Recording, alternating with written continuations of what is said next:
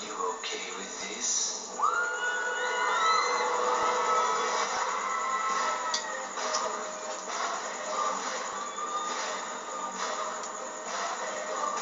Ang galing.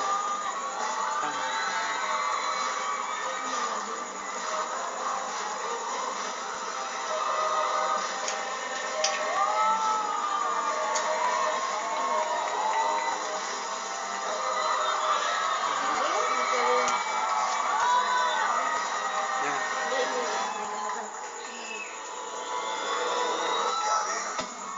Gusto malaman na rin kung anong gagawin din sa baso. Meron niyang nakapatong.